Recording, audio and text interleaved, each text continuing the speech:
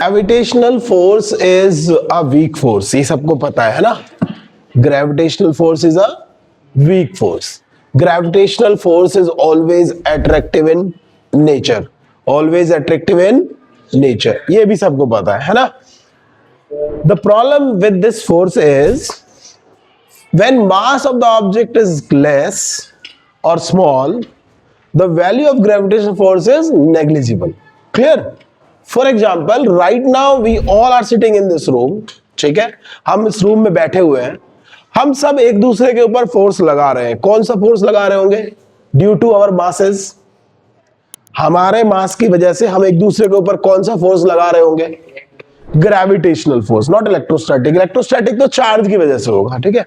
सो कौन सा फोर्स लगा रहे होंगे हम? Gravitational force. लेकिन हमको वो फोर्स महसूस नहीं होता है ना, like we can not feel that force. क्यों नहीं फील कर सकते हम? क्यों नहीं फील कर सकते हैं बताओ? फोर्स कम तो है, बट फोर्स कम क्यों है? बिकॉज ऑफ अवर मासेस, हमारे मास की वजह से। समझ आया? हमारे मास की वजह से क्या है? वो फोर्स बहुत वीक है, इसी वजह से हम उसको महसूस नहीं कर सकते। लेकिन देखो प्लेनेट अर्थ, अर्थ का मास है ना, अर्थ का मास है, ह्यूज मास है अर्थ का एज कंपेयर टू अस, हमारे सामने तो बहुत ही बड़ा है।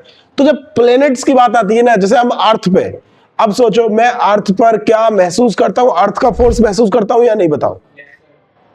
मैं अर्थ का फोर्स फील करता हूं या नहीं? जैसे ही मैं मतलब कहीं पे जंप कर दिया तो ऑब्वियसली अर्थ मुझे खींच लेगी या नहीं नीचे, तो वो फोर्स मुझे विजिबल हो जाएगा। क्यों? क्योंकि अर्थ का मास बहुत ज्यादा है, अर्थ का मास हैवी है। तो ये जो ग्रेविटेशनल फोर्स है ये सिग्निफिकेंट कब होता है? जब मासेस बहुत हैवी हो, जब ऑब्जेक्ट्स बहुत हैवी हो। तो प्लेनेटरी जो प्लेनेट्स है, स्टार्स है, उनके केस में, ठीक है, ये फोर्स बहुत स्ट्रांग होता है। क्लियर? समझ में आया या नहीं? तो हम ग्रेविटेशनल फोर्स क्या होता है? जब भी इस पूरे यूनिवर्स में कोई भी दो ऑब्जेक्ट है, कोई भी दो मास ऑब्जेक्ट्स है, ठीक है, they will apply an attractive force on each other. वो दोनों क्या करते हैं?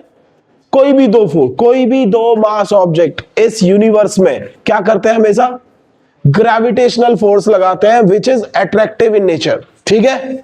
And it is directly proportional to their masses, directly proportional to the product of their masses and inversely proportional to square between their centers, ये बात याद रखनी है, ठीक है।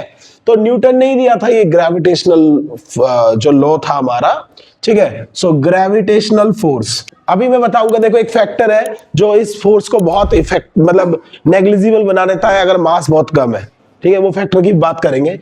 तो लेट्स सी, पहले लिख लेते हैं gravitational force, law of gravitation. So according to this law, any two I should write mass object, any two mass objects always attract each other with a force that is first point directly proportional to